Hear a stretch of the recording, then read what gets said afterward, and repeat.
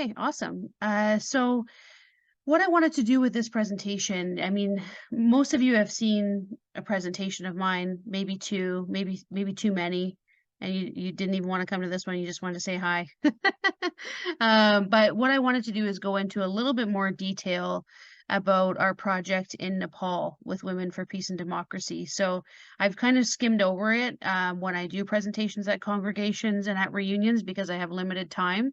But I wanted to go into more detail because this project, the funding for this project ends in October 2024. So it's crucial that we get the word out about how successful the program has been so that we can hopefully garner more funds for when this project does come to a close.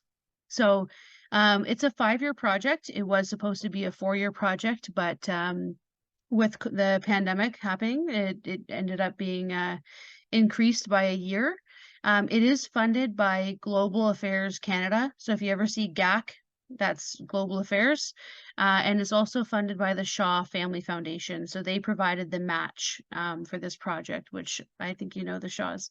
And the Egg Farmers of Ontario also are supporting this project via in-kind volunteering. So they actually went to Nepal last year and are going again this year to share knowledge with women about poultry farming. As you can see, the chickens there.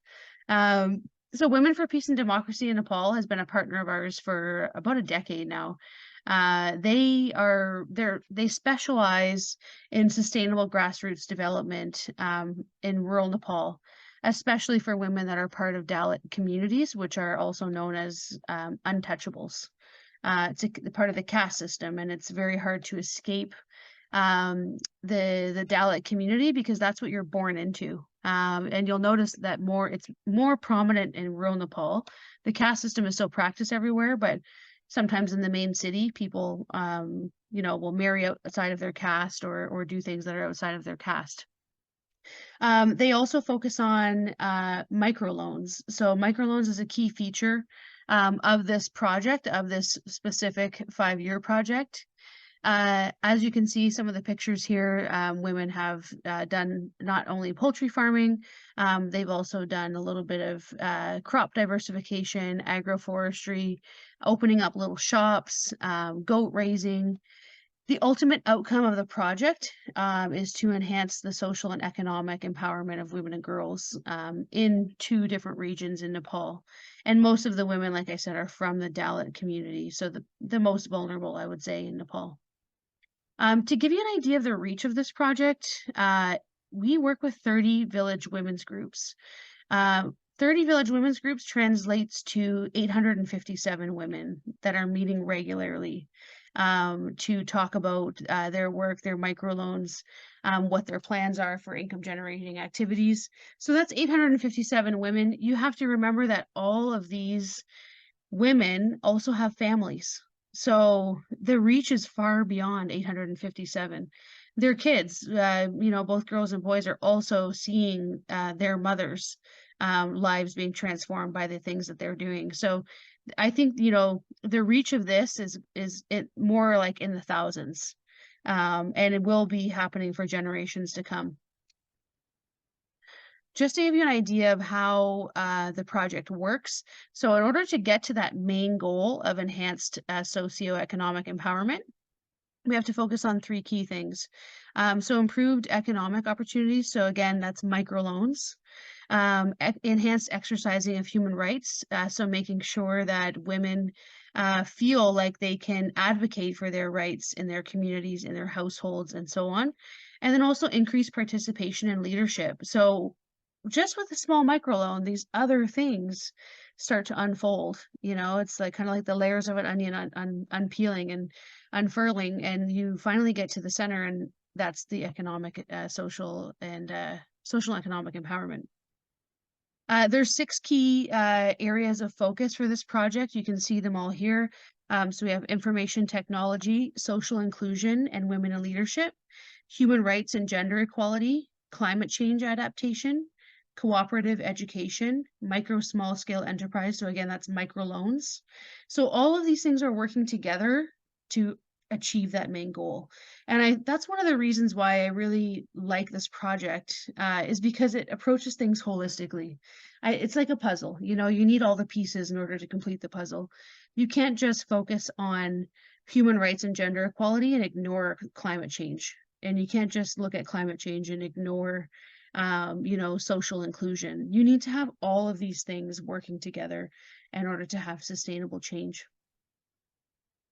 So, what change has happened because of the project? Well, there's a lot, as you can see some of the numbers on this slide, and there's also some pictures here of women participating in a variety of income generating activities. These are activities that they've chosen to do with their microloans. So 103 women took loans to start an income generating activity, and out of that, 29 women now have an actual business that they run. So some people may have, you know, got a micro loan and they have a couple of goats and they have a couple of cows and they are doing well. And they're, you know, have, you know, maybe tripled their household income and done so much for their family. But 29 women actually started a small scale business, which is pretty incredible. 336 women now have bank accounts. So this is like pretty interesting because a lot of women didn't even have access to the cash market before the project. So having a bank account is a pretty big deal when you live in rural Nepal and you're part of the Dalit community. 80 women also have land registered in their names, which is quite unusual. Women often will have to rent land, or the land would be in the name of the husband. And then you also see 5 village women's groups actually decided to start a small emergency fund. This is going above and beyond the scope of the project. They decided that when there are instances where there's an emergency, you know, like there's a lot of natural disasters that can happen in Nepal, or perhaps a fire happens at one of the women's farms, they now have a fund to be able to help each other. Leadership roles in the community. So something that is also quite interesting is that we see women getting involved in improving their community. So, you know, roads in rural areas in Nepal are not a thing. It's more of a mountain that you drive up and hope that it doesn't collapse when you're driving up the mountain. Very windy, not super safe. So road walling construction is a huge industry in rural Nepal. So more women are actually starting to get involved in construction. Some even taking on the role of treasurer of the construction committee, which is pretty neat. And then you also see women, they're in leadership roles to advocate to get drinking water pipes for every household in their community. So you see it moving beyond just what they're accomplishing for their own families, but they're now starting to accomplish things for other women and other community members, like clean drinking water. And they also have done some environmental awareness activities like planting trees and organizing a cleanup to raise awareness about how to take care of their environment. I'm watching the time. What else has changed? So one interesting thing is that 15 women have actually ran for local politics, and 6 of those 15 women actually became local politicians. So you have to keep in mind, like at the beginning of the project in 2019, my colleague Isabel, she's our programs manager, was in Nepal and met the women that would be participating in the project. The 6 women that were elected in local government were women that were too nervous to stand up and say their name in a public space. And now they are a local politician. So the transformation that comes from a small microloan really it's almost immeasurable. Another thing that comes out of this is that women are taking action against violence and injustices happening in their community. So, you know, there's a lot of domestic violence in rural Nepal and, you know, rural communities all over the world and here in Canada as well. But, you know, a lot of the times women are afraid to speak up because the husband is the breadwinner of the family. They will have no other livelihood if they speak up, and they fear that there's not going to be any action taken if they do speak up. So And now what will happen is, if a woman sees that another woman in her women's group is being abused, they actually go to the local government and report it, and they all go together. So there's a lot more pressure on the local government to do something when 29 women show up and say this is happening to this other woman, versus if the woman were to go alone. So definitely a lot more bravery and courage that has come out of the groups since the start of the project. Some of the strengths, again, in all the things that I've talked about, you'll probably notice that common theme of strength and solidarity and sisterhood. You know, the women that are in these groups, they are like family now. And at the beginning of the project, some of them who were not from the Dalit community, there's a few women that are from another caste, would refuse to eat with the women that were from the Dalit community. And now they have overcome that and are very trusting of each other and really do look out for each other. And they have monthly meetings to keep each other on track with their goals. Another amazing part of the project is that men and boys have been engaged. Local authorities have been engaged. I mean, you can't have real progress on any project if all of the external stakeholders are not involved. So you can't have women's empowerment without men, unfortunately. But what you can see is that, you know, at the beginning of the project, some of the men were reluctant to say, yeah, you should go to this women's training or this workshop or this women's group. And then once they started to see that an income was being generated, and that women were actually becoming the breadwinners of the family, now you see the men sometimes attending the training. You see the men saying, "What time is it? You're going to be late for your training. You don't want to miss your meeting." And then you see the local government getting involved as well and wanting to support the project because they see how successful the women are with their local businesses. And so, yeah, I know there's only 8 minutes left, but this is my last slide, I promise.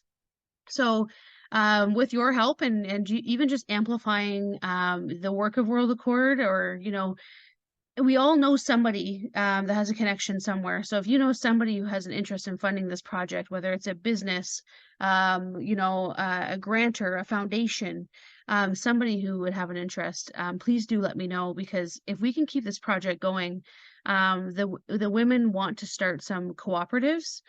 So they have microloans, but with cooperatives that can guarantee the sustainability of the project for many, many years to come, even after the funding ends.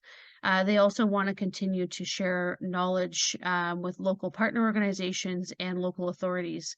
The local government is wanting to help, and they can, but they have limited funds. So we still are kind of looking for that overarching donor to be the main supporter of the project. And I think we can find other funds to go along and complement that. So it is a very important project that I think, you know, it would be a shame for it to end at the end of the following year. It doesn't have to be kept on full scale, but there are key components that need to keep going in order for this all to work. All right. Well, on that note, we do have how many minutes do we have left? We have 6 minutes. So Flo, if you don't mind, I'll pass it over to you so you can properly introduce yourself and maybe let people know a little bit about your background and the perspectives that you bring to World Accord. Well, now that you said all this, now I'm really gonna have to speak and present myself. You went into details. I was like, I don't think I should take any of this time, but anyway, I'm very happy to you know, be part of the organization and try our best to continue the beautiful projects that have been put together, and we hope to maintain and if not develop all these activities for sure. I'm gonna try to talk about myself. I've worked for 20 years in international development, so I lived in various countries, 20 plus countries, and I've had various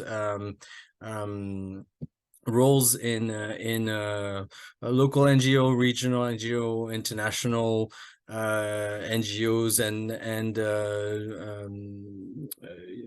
United Nations agencies.